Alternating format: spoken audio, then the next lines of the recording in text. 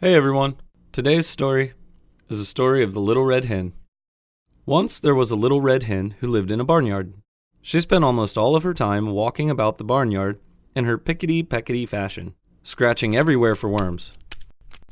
She dearly loved fat, delicious worms, and felt they were absolutely necessary to the health of her children. As often she found a worm, she would call, "Cluck, cluck, cluck. Here, chickies." When they were gathered about her, she would distribute choice morsels of her tidbit. A busy little body was she.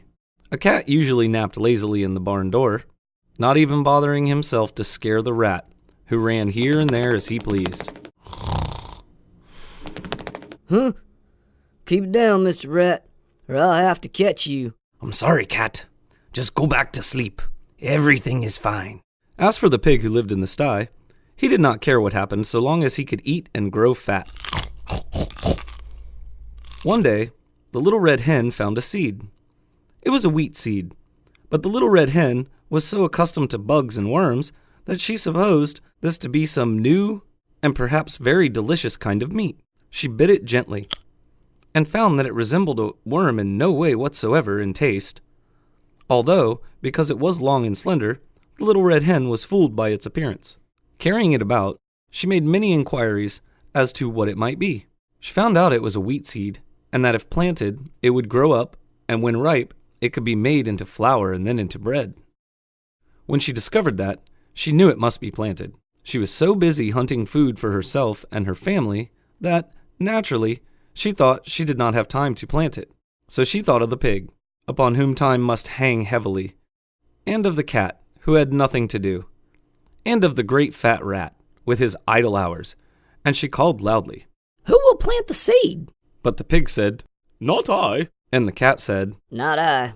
And the rat said, "Not I." "Well then, I will." And she did. Then she went on with her daily duties through the long summer days, scratching for worms and feeding her chicks, while the pig grew fat, and the cat grew fat, and the rat grew fat, and the wheat grew tall and ready for harvest. So one day, the little red hen noticed how large the wheat was, and that the grain was ripe. So she ran around calling briskly, "Who will cut the wheat?" "Not I." "Not I." "Not I." "Well then, I will." And she did. She got the sickle from among the farmer's tools in the barn and proceeded to cut off all the wheat. On the ground lay the nicely cut wheat, ready to be gathered and threshed. But the newest and yellowest and downiest of Mrs. Hen's chicks set up a beep, beep, beep, beep in their most vigorous fashion, proclaiming to the world at large, but most particularly to their mother, that she was neglecting them. Poor little red hen. She felt quite bewildered and hardly knew where to turn. Her attention was sorely divided between her duty of her children and her duty to the wheat, for which she felt responsible. So again, in a very hopeful tone, she called out, "Who will thresh the wheat?" "Not I." "Not I." "Not I." So the little red hen, looking, it must be admitted, rather discouraged, said, "Well, I will then." And she did. Of course, she had to feed her babies first, though. And when she had gotten them all to sleep for their afternoon nap, she went out and threshed the wheat. Then she called out, "Who will carry the wheat to the mill to be ground?" turning their backs with snippy glee, "Not I." "Not I." "Not I." So the good little red hen could do nothing but say, "I will then." And she did. Carrying the sack of wheat, she trudged off to the distant mill. There she ordered the wheat ground into beautiful white flour. When the miller brought her the flour, she walked slowly back, all the way to her own barnyard in her own pickety-peckety fashion. She even managed, in spite of her load, to catch a nice juicy worm now and then, and had one left for the babies when she reached them. Those cunning little fluff balls were so glad to see their mother. For the first time, they really appreciated her.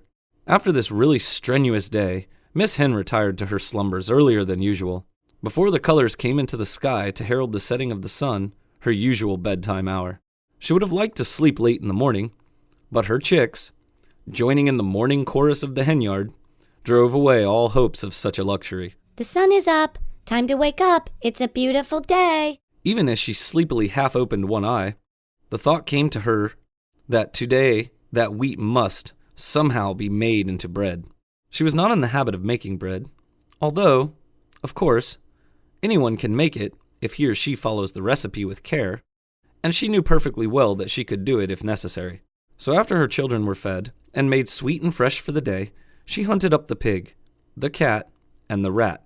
Still confident that they would surely help, she sang out, Who will make the bread? Alas for the little red hen. Once more her hopes were dashed. Not I. Not I. Not I. So the little red hen said once more, I will then. and she did. Feeling that she might have known all the time that she would have to do it all herself, she went and put on a fresh apron and a spotless cook's cap. First of all, she set the dough, as was proper. When it was time, she brought out the molding board and the baking tins, molded the bread, divided it into loaves, and put them into the oven to bake. All the while, the cat sat lazily by, giggling and chuckling. And close at hand, the vain rat powdered his nose and admired himself in a mirror. In the distance could be heard the long-drawn snores of the dozing pig. At last the great moment arrived. A delicious odor floated upon the autumn breeze. Everywhere the barnyard citizens sniffed the air with delight. The red hen ambled in her pickety-peckety way toward the source of all this excitement. Although she appeared to be perfectly calm, in reality, she could only with difficulty restrain an impulse to dance and sing. For had she not done all the work on this wonderful bread? Small wonder that she was the most excited person in the barnyard. She did not know whether the bread would be fit to eat, but, joy of joys, when the lovely brown loaves came out of the oven, they were done to perfection. Then, probably because she had acquired the habit, the red hen called out, Who will eat the bread? All the animals in the barnyard were watching hungrily and smacking their lips in anticipation. I will. I will. I will. But the little red hen said, No, you won't. I will. and she did. Thanks for listening, everyone.